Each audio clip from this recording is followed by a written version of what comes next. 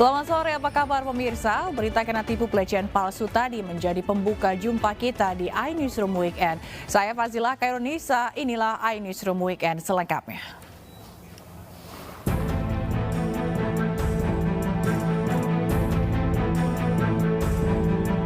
Ibarat cerita bersambung, perkembangan kasus tewasnya Brigadir Nofriansyah Joshua Huta Barat terus bergulir dan dinantikan publik.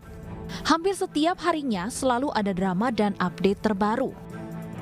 Salah satu drama yang menarik ialah keterlibatan banyaknya anggota polisi dalam merekayasa kasus. Bareskrim Polri telah menetapkan mantan Kadif Propam yang juga atasan Brigadir Joshua, Irjen Verdi Sambo, sebagai tersangka bersama 3 tersangka lainnya. Selain itu, Polri memastikan 31 polisi terbukti melakukan pelanggaran kode etik terkait ketidakprofesionalan sehingga menghambat proses olah TKP kasus pembunuhan Brigadir Joshua. Publik pun terhentak dengan kenyataan pahit tersebut. Bahkan Ketua Indonesia Police Watch menegaskan bahwa Verdi Sambo adalah geng mafia di kepolisian. Saya tegas menyebutkan ya, Pak Sambo, Pak FS, dan 31 orang yang diperiksa ini adalah geng, ya. Geng, satu geng mafia yang bekerja biasa melakukan tindakan yang melanggar, menabrak ketentuan hukum dan kode etik mereka sendiri. Selain dari internal kepolisian, kasus yang menjerat Verdi Sambo juga ditengarai disusupi intervensi oleh oknum-oknum pemerintahan yang bekerja secara sistematis. Sugeng bahkan mengakui bahwa dirinya sempat akan dipengaruhi oleh anggota DPR RI. Ada seorang anggota DPR Komisi 3 maksud saya ya, dari fraksi PAN berusaha menghubungi saya, mempengaruhi saya bahwa terkait dengan Sambo. Pada hari yang sama ada juga Komisi 3 dari fraksi PKS. Ini tidak berusaha mempengaruhi saya, tapi cuma bertanya-tanya saja. Karena sikap saya tegas bahwa itu adalah kejanggalan. Tanggal 15 Juli kalau tidak salah ya, seorang kombes dari Intelkam juga mempengaruhi saya. Ada saksi di sana. Saya tidak sebutkan siapa ini. Artinya mereka bekerja sistematis. Pernyataan Ketua IPW tersebut seolah menegaskan bahwa kasus pembunuhan yang menjerat Verdi Sambo sempat dihalangi oleh tangan-tangan pemegang kekuasaan. Kini publik berharap drama pembunuhan dapat dibuka dengan terang benderang. Menjadi pekerjaan rumah yang berat bagi Kapolri Jenderal Listio Sigit Prabowo untuk menindak oknum polisi yang terlibat serta dapat bersih-bersih institusi demi menjaga marwah kepolisian.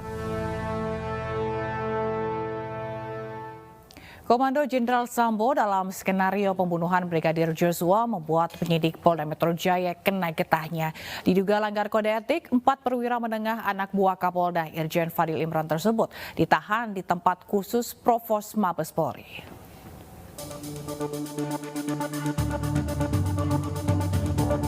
Empat polisi level perwira menengah di Polda Metro Jaya ditahan di tempat khusus Provos Mabes Polri. Mereka diduga melanggar kode etik saat menangani kasus pembunuhan Brigadir Joshua yang didalangi Irjen Verdi Sambo. Penahanan 4 penyidik anak buah Kapolda Irjen Fadil Imran ini setelah tim khusus melaksanakan gelar perkara.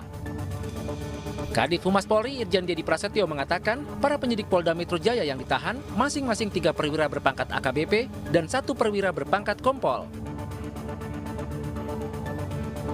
Hingga saat ini total ada 16 polisi yang ditahan karena diduga melanggar etik dalam penanganan kasus pembunuhan Brigadir Joshua.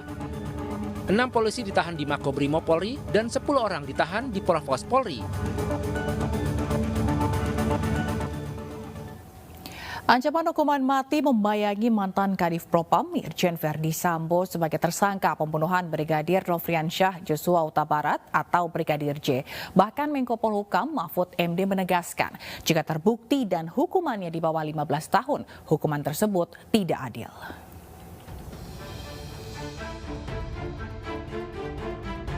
Berdasarkan hasil pemeriksaan keempat tersangka, menurut perannya masing-masing, penyidik menerapkan Pasal 340, subsidiar Pasal 338, junto Pasal 55, 56 KUHP dengan ancaman maksimal hukuman mati, penjara seumur hidup, atau penjara selama-lamanya 20 tahun. Ancaman hukuman mati membayangi mantan Kadif Propam Irjen Verdi Sambo sebagai tersangka pembunuhan Brigadir Nofriansah Yosua Huta Barat atau Brigadir J. Hal tersebut diungkapkan saat penetapan tersangka Verdi Sambo. Seiring berjalannya waktu dan pemeriksaan yang terus berlanjut, bukti-bukti baru pun muncul. Verdi Sambo bahkan mengakui sebagai dalang perancang skenario pembunuhan tersebut. Lantas publik bertanya, mungkinkah ancaman pidana tertinggi terhadap mantan jenderal yakni hukuman mati bisa terjadi? Hal tersebut memang masih harus dibuktikan nanti di persidangan. Namun Menko Polhukam Mahfud MD sudah memberikan warning bahwa Verdi Sambo harus dihukum seberat-beratnya, bahkan bila dihukum di bawah 15 tahun menjadi tidak adil. Selain Sambo, polisi telah menetapkan 3 tersangka lain yakni Barada E, Brigadir RR, dan KM yang memiliki peran masing-masing dalam kasus pembunuhan Brigadir Joshua. Tersangka Barada E berperan menembak Brigadir Joshua atas perintah Verdi Sambo, sementara Bribka RR dan KM dilaporkan turut membantu dan menyaksikan penembakan terhadap Joshua. Keempatnya dijerat pasal 340 subsidiar, pasal 338 JO, pasal 55 dan 56 KUHP dengan ancaman maksimal hukuman mati. Penetapan Irjen Verdi Sambo sebagai tersangka kasus pembunuhan berencana dengan hukuman maksimal hukuman mati menjadikan Verdi Sambo sebagai jenderal polisi pertama yang terancam hukuman mati.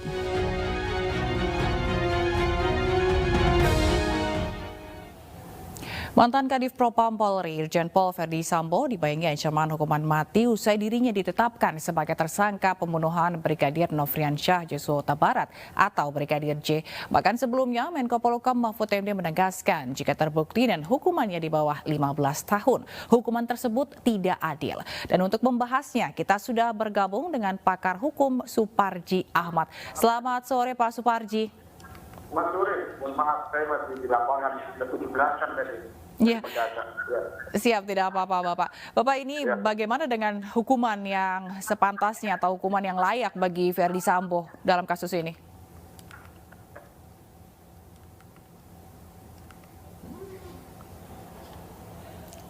Pak Suparji, bisa dengar suara saya?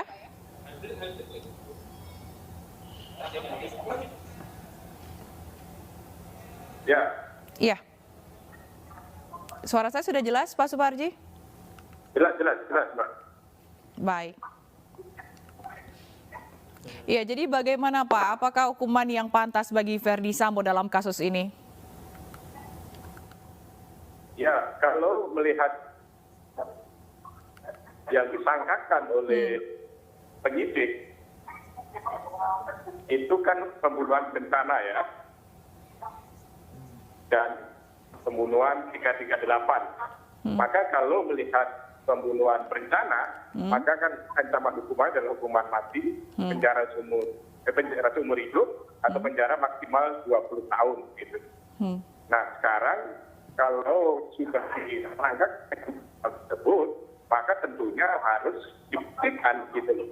Nah, kalau terbukti pembunuhan berencana itu tadi, maka memang ancamannya bisa sampai hukuman mati. Yang jadi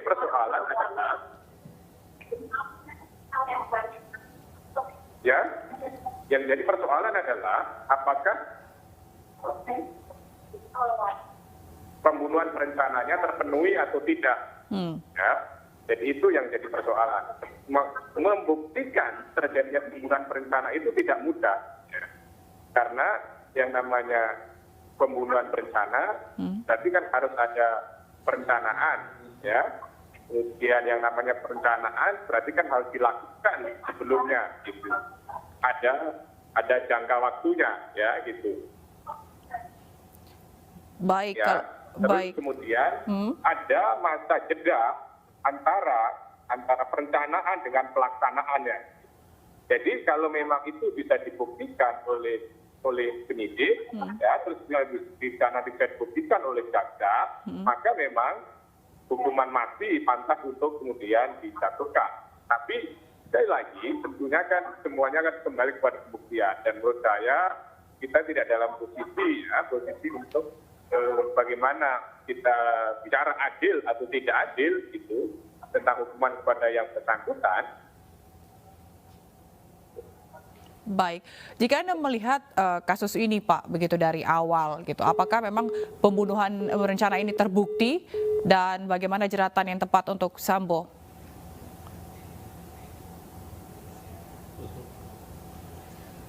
Ya, sinyalnya drop.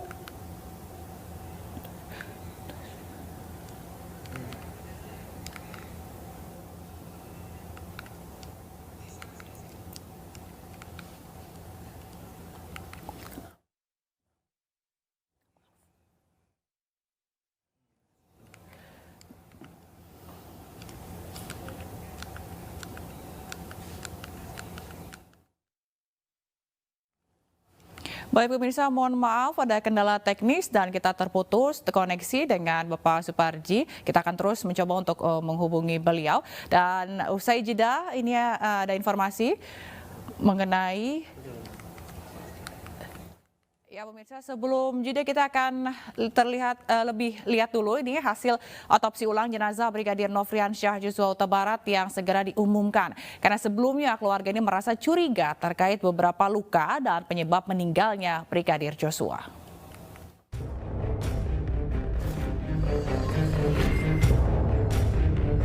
Tim dokter forensik akan segera mengumumkan hasil otopsi ulang Brigadir Joshua Huta Barat alias Brigadir J. Sebelumnya Kadif Humas Polri Irjen Pol Dedi Prasetya mengatakan, otopsi ulang sebagai bentuk komitmen Polri dalam mengungkap kebenaran kasus tewasnya Brigadir Joshua. Perhimpunan Kedokteran Forensik Indonesia, mereka memiliki sifat independen dan juga imparsial. Artinya apa? Artinya bahwa hasil otopsi ulang yang dilaksanakan pada hari ini memiliki dua konsekuensi. Konsekuensi pertama dari sisi keilmuan harus betul-betul sahih dan bisa dipertanggungjawabkan. Konsekuensi kedua karena ekshumasi ini adalah dalam rangka keadilan dilaksanakan oleh pihak yang berwenang dan oleh kedokteran forensik, nah ini harus memiliki konsekuensi yuridis.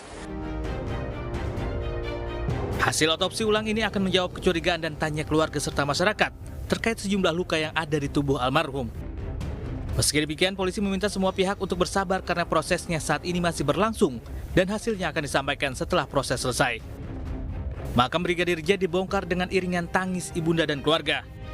Pembongkaran ini dilakukan untuk melakukan otopsi ulang jenazah Brigadir Joshua di Rumah Sakit Sungai Bahar, Jambi, 27 Juli lalu. Usai pengangkatan jenazah untuk autopsi ulang, jenazah Brigadir J kembali dimakamkan secara kedinasan. Sempat menuai kontroversi, namun pemakaman secara kedinasan ini sudah sedikit melegakan keluarga. LPSK berikan perlindungan darurat terhadap Barada Eliezer, namun tidak untuk Putri Chandrawati. Apa sebabnya? Informasinya usai jeda.